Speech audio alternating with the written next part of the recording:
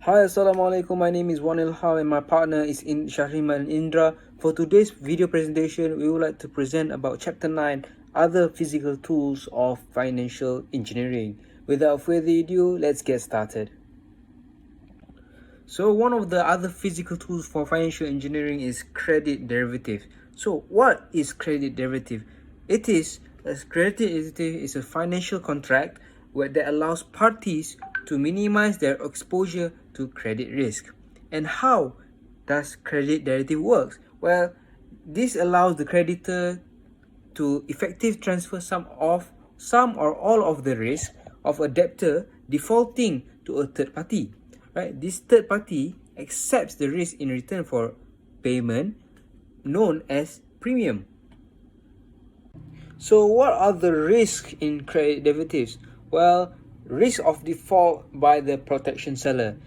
For example, one of the famous biggest insurers in the world, AIG, with the asset of over $1 trillion, almost bankrupt. Okay, this was when AIG FP in 2008 managed credit default swap for banks, financial institutions, and also the hedge fund. But however, AIG, they couldn't cope with the simultaneous default of multiple debt instruments. Moving on, I'll pass to my partner, Shahrizman Indra. Thank you, Ilham, for the great presentation. Now, moving on to the credit option. What is the credit option? Credit option is a predefined risk and reward, meaning the investor set a maximum profit and loss before executing the trade. So, how it works? The option provide the buyer with the right but not the obligation to buy or sell a given amount of underlying object at the exercise price during a specific period.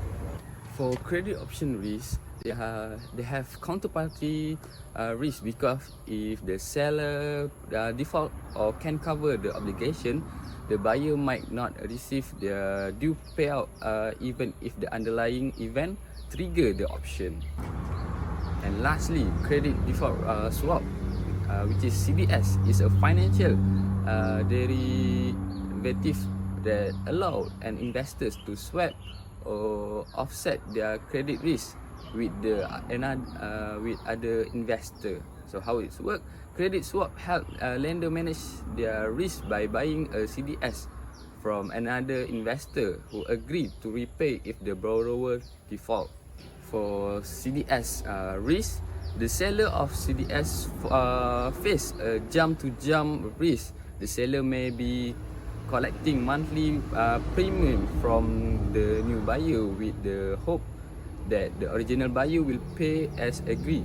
However, a default on the part of the buyer creates an immediate obligation on the seller to pay the millions or billions over the protection buyer.